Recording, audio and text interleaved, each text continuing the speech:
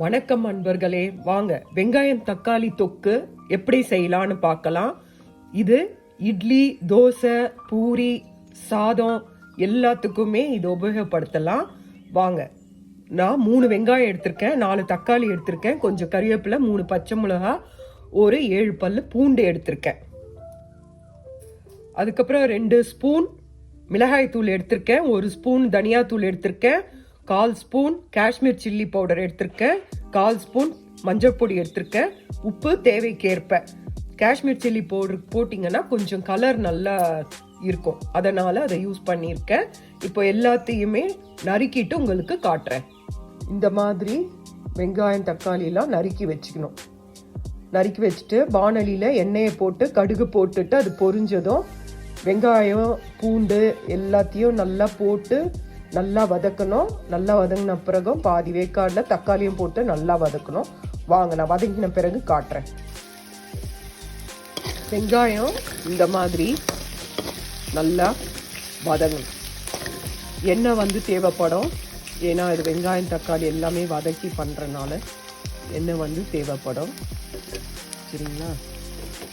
அதுக்கப்புறம் நறுக்கி வச்ச தக்காளியை போட்டு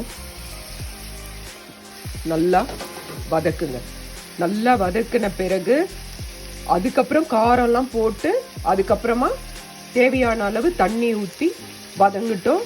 வெந்தோடனே நான் உங்களுக்கு காட்டுறேன். இங்க பாருங்க, நல்லா வதங்கிடுச்சு. நான் தட்டில் எடுத்து வச்ச காரம் எல்லாத்தையும் போட்டிருக்கேன்.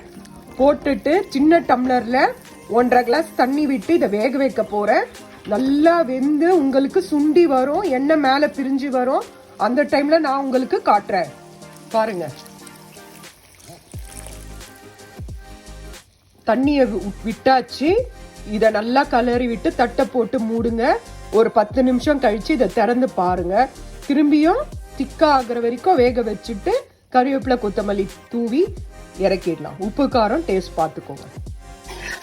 வெங்காயம் தக்காளி தொக்கு ரெடி. நீங்க இன்னும் கெட்டியா வேணும்னா இன்னும் சுண்ட வைங்க. பட் தொட்டு சாப்பிட்றதுக்கு இந்த மாதிரி இருந்தாதான் நல்லா இருக்கும். ரொம்ப கெட்டியா இருந்தாலும் தொட்டு சாப்பிட்றதுக்கு இதுவா இருக்காது. இதை செஞ்சு பாருங்க, சூப்பரா இருக்கும். நீங்க தோசைக்கு இட்லிக்கு எல்லாமே தொட்டு சாப்பிடலாம். விருப்பம் இருக்கிறவங்க இதை இன்னும் நல்லா சுண்ட வச்சீங்கன்னா நல்லா கெட்டியாகும். இதுதான் வெங்காய தக்காளி தொக்கு. செஞ்சு பாருங்க, சாப்பிட்டுட்டு எப்படி இருக்குன்னு சொல்லுங்க. கமெண்ட்ல சொல்லுங்க.